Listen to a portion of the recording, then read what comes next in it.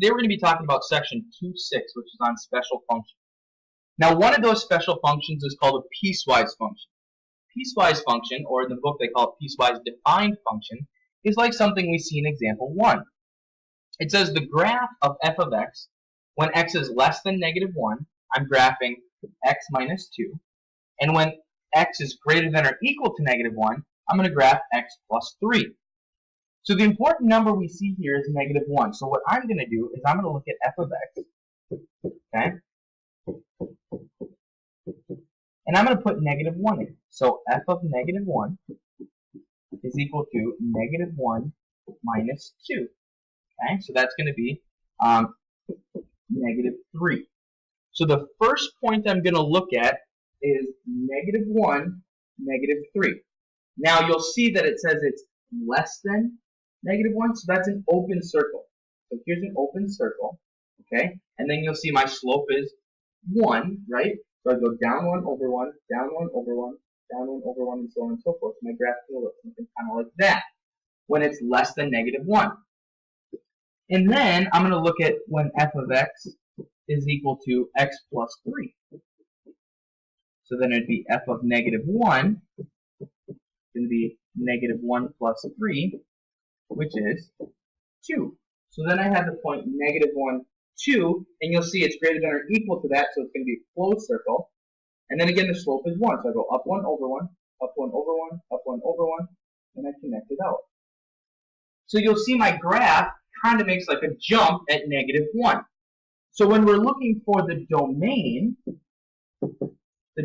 I can put any value of x in, okay? Any value of x. So that's going to be all real numbers. Remember, we associate the r with a little extra line as all numbers. And the range is going to be, okay? You'll see right here the range at negative 3 and down, and then at positive 2 and up. Okay? So it's going to be x is less than negative 3, and x is greater than or equal to 2. Okay? So you see right there, x is less than negative 3 and greater than or equal to 2. Okay? And then you'll see in between there, between negative 3 and 2, there's nothing in my graph, so that's not in the range. Okay? Here's a guided practice problem that you could also look at as well. So it says to write a piecewise function for the graph shown at the right. Okay, so we need to figure out everything in between our function of f. So we're going to say f of x is equal to, and then I make my bracket.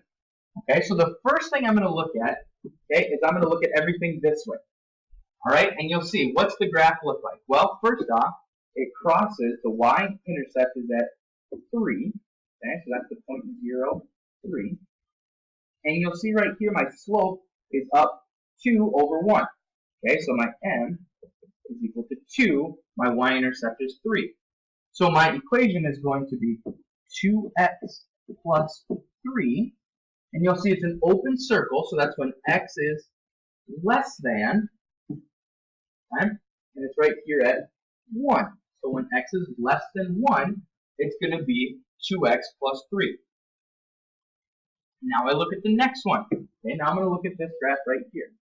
Okay, so this is between 2 and 3, and my equation is going to be, okay, well, the slope is negative 1.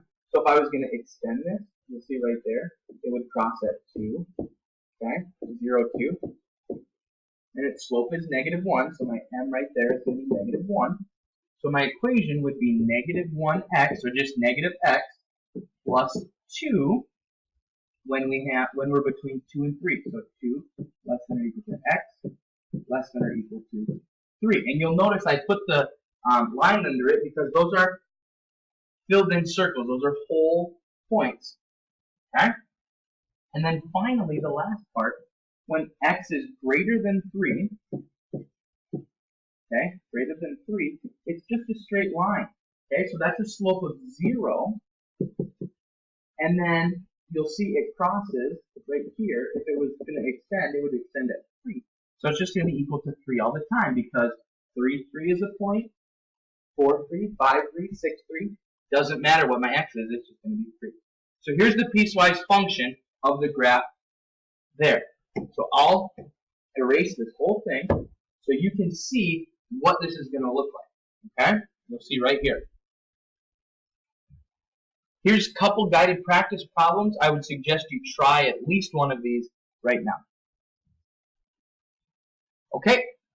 So, unlike piecewise functions, a piecewise linear function contains a single expression. So a common one is this step function right here. Alright? So a step function is like you're kind of like stepping on stairs, right? It kind of keeps going up. Okay? And you'll see step functions a lot when you're talking about money or different things like that, or time on the phone, or anything like that. Another one that we have is called the greatest integer function, and you'll see it kind of looks kind of goofy like that, but it's like double brackets, and that's called the greatest integer function. Okay? And so what it does is it looks like a step function like that. It just goes for the greatest whole number, okay, the greatest whole number above or below that, depending if it's positive or negative. Okay? So it says an automotive repair center charges $50 for any part of the first hour of labor and $35 for any part of each additional hour. Draw a graph that represents this situation. Okay, so if I'm going to look at this one right here, let's make a table and just think about it right here. Okay, so if this is my hours, okay, and this is my money right here. So let's think.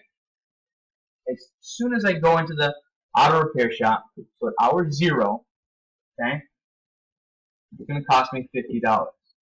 And even if I'm there for 10 minutes, 45 minutes, all the way up to 1 hour, it's going to be $50, okay, up to 1 hour.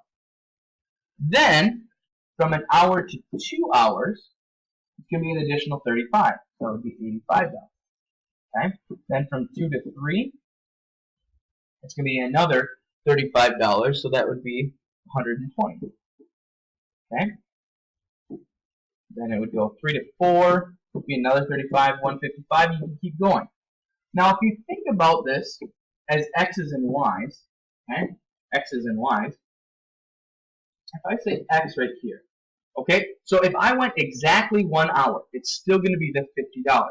So we'd write it like this: 0 is less than x, which is less than or equal to 1. Okay? Then the next one, 1 is less than x, which is less than or equal to 2, because if it's exactly 2 hours, it's going to cost $85. And we can do the same thing. 2 is less than x, which is less than or equal to 3. Okay? So my f of x does not change. 50, 85, 120. 3 is less than x, which is less than or equal to 4, 155. Now this coordinate plane over here isn't a very good representation, okay, because you can never have negative time. So if we think of this as 0, okay, and we think of each one of these as $50, okay, $100, $150, and so on and so forth, and these are my hours, 1, 2, 3, 4, we can create our step function right here. So from 0, so an open circle at 50, all the way to 1 hour, closed circle. Okay? So between 0 and 1 hour, it's going to cost $50. Okay? Then I go to the next one, 85, open circle to closed circle at 2.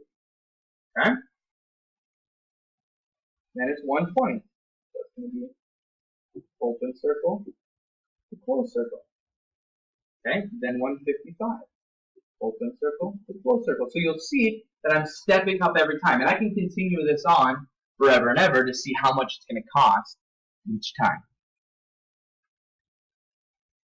Here's a guided practice problem that talks about a recycling company and newspapers. So the last thing we're going to look at is an absolute value function. Absolute value function is going to look like this. Okay? It's typically it looks like a V like this. Okay? And so the reason it's a little bit different is, okay, so remember when you're looking at negative x values, the absolute value changes it to positive. Okay? When you're at 0, it's going to be 0. And then when you're at positive x values, it remains positive. Okay? So the only time this is not defined on the parent function, and we'll talk about parent functions tomorrow, but you'll see right down here there's nothing that's negative. And the reason that is think about it. We can never have an absolute value come out as a negative answer. Alright, so this one right here.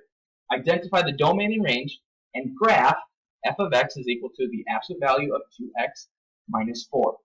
Now we've talked about this before, and I graph it the exact same way I've graphed anything before. I pick the same 5 values of x. Negative 2, negative 1, 0, 1, and 2. And remember, the reason we pick these 5 is because they're close to 0. We see the most change between 0, or the negatives, 0 and 1. Okay? So if I put negative 2 into this absolute value of 2 times negative 2 minus 4. Well, the absolute value of 2 and negative 2 is the absolute value of negative 4. Okay? Minus 4. Well, what's the absolute value of negative 4? It's just 4. So this is going to be 4 minus 4. It's going to be 0. Okay? Go to the next one. Put in negative 1. Okay? 2 times negative 1 is negative 2. Absolute value of that is 2. 2 minus 4 is negative 2. Absolute value of 2 times 0 is 0. Is 0 minus 4 is negative 4. Okay? Put in 1. 2 times 1 is 2. Absolute value of that is 2 minus 4 is negative 2. And then I get 0 again. Okay? Now you're probably confused because I just said you can't have a negative below. Now you'll notice the reason it does move down is because of this minus 4. And we're going to talk about those changes tomorrow a little bit closer, a little bit more. But you'll see in the graph over here what happens. So, negative 2, 0 is going to be this point right here. Then we get negative 1, negative 2, and 0, negative 4. 1, negative 2, 0, 4. So again, you'll see it does create my v. You'll notice it's a little bit squished in, and it's taken down 4 units. And we're going to talk about what that means. You see the 2 right there squishes it together, and the minus 4 is what moves the whole thing down. We'll talk more about that tomorrow. But you can see that it's still a v, like an absolute value graph is always going to look like. Alright? So, domain. Okay? What values can I put in the domain? Well, you'll notice that my graph goes on forever, left to right. So my domain is going to be all real numbers. Okay? I can put any real number in for my domain. And my range is going to look like this. Well, the smallest it ever goes is negative 4. Okay? And then everything up. So it's going to be y is greater than or equal to 4. And you'll notice we can put greater than or equal to because this is a whole filled in dot at 4. There's 2 more problems that you can look at and graph on your calculators now.